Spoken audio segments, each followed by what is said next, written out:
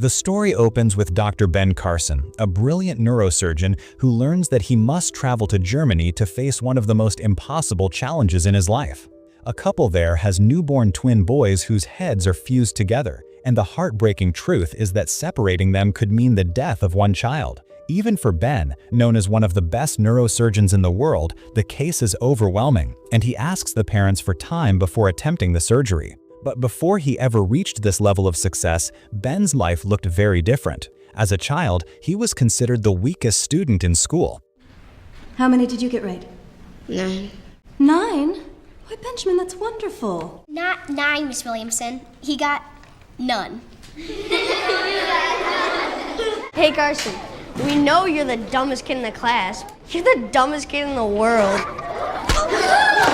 His mother, Sonya Carson, was called to the school, where she not only heard about the fight, but was also shown his terrible grades. Sonya was heartbroken because more than anything, she wanted Ben and his older brother to get an education and build a better life.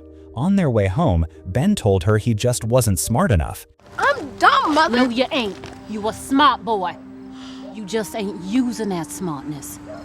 That night, Ben went to his mother asking for help, but Sonya realized Ben's vision was weak and he needed glasses. For the first time in his life, Ben could see the small letters on the page clearly, something he had struggled with for years in the classroom. Congratulations. You're doing much better. This simple change unlocked everything for him, and soon his grades began to climb, proving that he wasn't incapable at all. He had just never been able to see the world clearly until now. On Sunday, Ben goes to church with his family, where the pastor shares a story about a doctor who overcame great obstacles. It's a powerful and motivational story, and as Ben listens, he begins to picture himself as that doctor. Inspired, he returns home and tells his mother and brother that one day he will become a doctor too. Mother, I want to be a doctor. You can be anything you want to be in this life. For the first time, Ben feels real confidence in himself. But Sonya, his mother, remains deeply worried about both her sons because they spend too much time watching television and don't take their studies seriously. The next day, Sonya visits a psychiatrist since she herself has been struggling with depression. She opens up about her past. I spent my childhood in foster care. When my husband, Mr. Carson, married me, we had a lovely home, 2 beautiful boys. She shared how she was married off at just 13, which left her without an education. 5 years ago, she discovered that her husband was not only unfaithful, but also involved in drugs business, and so she left him. Yet deep inside, she still carries the fear that just as she works scrubbing floors to keep the household running, her children might end up with the same fate. Fear my boys are gonna turn out the same way. But at times, she feels dark thoughts pressing in. She admits she works as a house cleaner to provide for them, though her boys don't know it. After listening, the psychiatrist suggests that Sonya admit herself to the hospital for a short time. I can't afford to do anything like that. Don't think about the money. We'll find the money. When she returns home, she tells her children that she has to leave for work for a while and that her sister will be taking care of them. The boys agree without asking questions. Soon after, Sonya checks into the hospital. While there, she receives a letter from Ben, one he had slipped into her belongings. It reads, "Dear Mother, I miss you already. I promise you I will try to do better in school. I love you." Reading those words fills Sonya with warmth and hope. Meanwhile, Ben begins to perform better at school. I didn't cheat. I didn't say you did. What's your score? 24 out of 25. Overjoyed, Ben races home to share the news, planning to tell his aunt who has been watching over them. I got it! Mother! I know all my times tables. I got them all right, except one. I knew you could do it. And Sonya is overwhelmed with happiness and pride. Sonya soon finds work in a wealthy man's home, and the moment she steps inside, she's struck by the sight of a massive library filled with books. When she returns home that evening, she finds her 2 boys glued to the television, and the disappointment hits her hard. Why you waste all that time watching the TV? If you use that time to develop your God-given gifts, wouldn't be long before folks was watching you on TV. She sits them down and tells them from now on they will spend their free time at the library, reading 2 books every week and writing reports on each one. They will only be allowed to watch television twice a week and only after they finish their work. At first, Ben and his brother don't like the rule, but they have no choice but to obey their mother. Slowly, they begin reading, and to their surprise, they start enjoying it. Instead of wasting time, they even begin watching educational programs on TV, which helps broaden their knowledge. Inspired by her own advice, Sonya also starts reading, with encouragement from the man she works for. Over time, the boys grow older, and this habit of reading and learning changes their lives. The boy who once struggled badly with spelling now overcomes it completely, even winning a spelling competition. But instead of celebrating, his class teacher is bitter, because deep down, she still holds on to her prejudice. At the end of the school year, Ben is awarded the prize for being the best student in the class, something he has earned through hard work and determination. Sonya is overjoyed when she hears the news, but that teacher ruins the moment by addressing the class and saying, Benjamin is a boy of color. He has no father in his life. He comes to us with tremendous disadvantages. There's no reason you shouldn't have done better than him. What's wrong with you kids? You're not trying hard enough. You should be ashamed. The message is clear. She believes that honor should have gone to a white student. Sonya feels furious at the insult, and without hesitation, she decides to transfer Ben to another school, one where almost all the students are black, so her son can study without that kind of discrimination hanging over him. At his new school, Ben befriends a boy named Joe, who is obsessed with fashion and always dresses sharp. Ben quickly becomes influenced by him and asks his mother for new clothes. Even though money is tight, Sonya manages to buy him a new pair of pants, but Ben wants more. One day, an argument over clothes turns so heated that Ben, in a fit of anger, raises a hammer to strike his mother. His brother steps in just in time to stop him. Ben's temper has been growing worse, fueled by the company he's been keeping. Not long after, while listening to music at school, a small disagreement with Joe escalates, and Ben completely loses control. What did you do?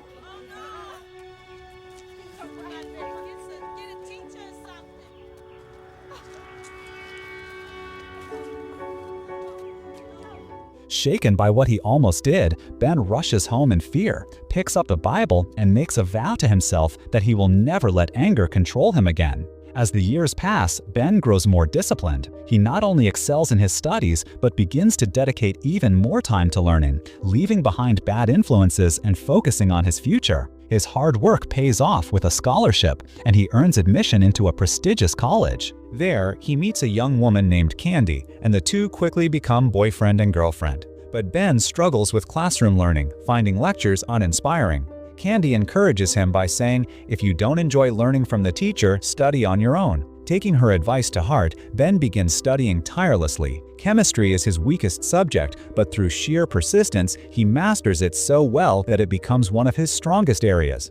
Determined, Ben sets his sights on becoming a neurosurgeon, the kind of doctor who operates on the human brain. He commits himself to studying neurosurgery and applies for an internship at Johns Hopkins Hospital, one of the most renowned medical institutions in the world. The competition is fierce, with countless students vying for only 2 positions, but Ben is so committed that he refuses to apply anywhere else.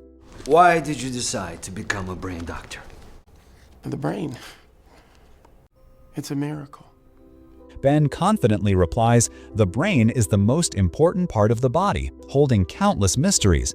I want to unlock those secrets and share them with the world. His confidence and passion impress the interviewers, and Ben is offered the position at Johns Hopkins, achieving the very goal he had dreamed of for years.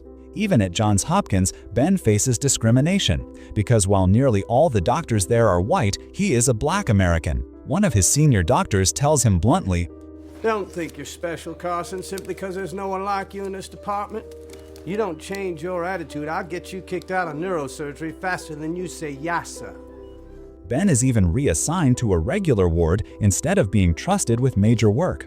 Then one night, an emergency case arrives, a patient who needs surgery immediately. The problem is that no doctor is available, and without surgery, the patient will die. Ben is there, but he doesn't yet have a license to operate on his own. If he does nothing, the man will surely die. But if he takes the risk and the patient dies under his hands, Ben's career will be over before it even begins. In that moment, Ben makes a life-altering choice. He performs the surgery himself, risking everything, and miraculously saves the man's life.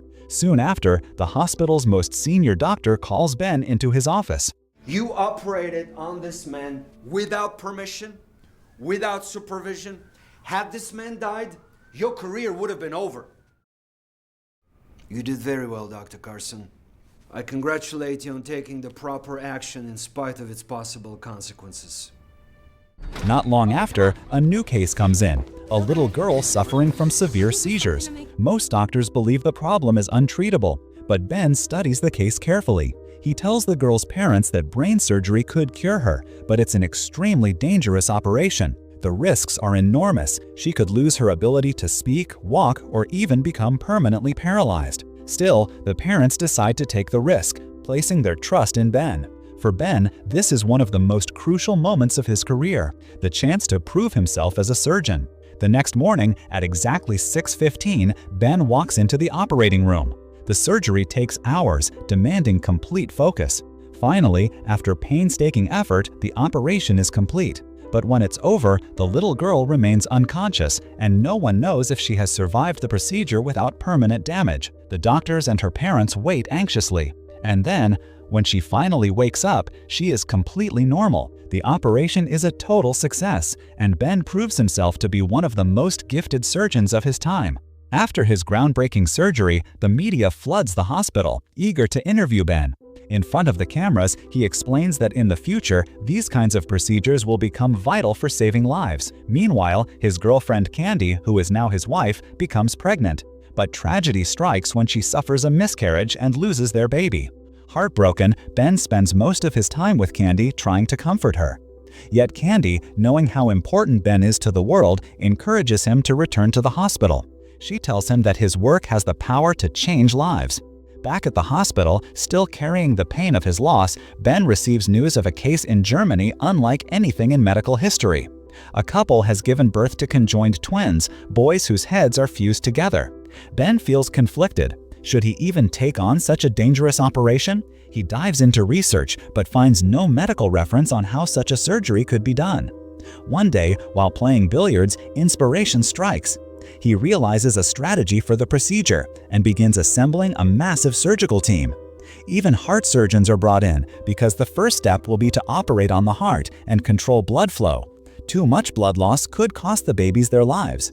Extra machines are brought in as backup in case any fails during the critical operation. For 22 straight hours, they work tirelessly under immense pressure. Then, at last, history is made. On September 5, 1987, Dr. Ben Carson and his team successfully separate the twins who had been fused together at the head since birth. For the first time ever, such a procedure has been accomplished. When it's over, Ben goes to the parents with a smile and tells them, "Your boys are fine." Overwhelmed with emotion, the parents embrace him tightly, while the press celebrates him as the man who achieved the impossible. That day becomes a historic milestone, not just for medicine, but for the entire world.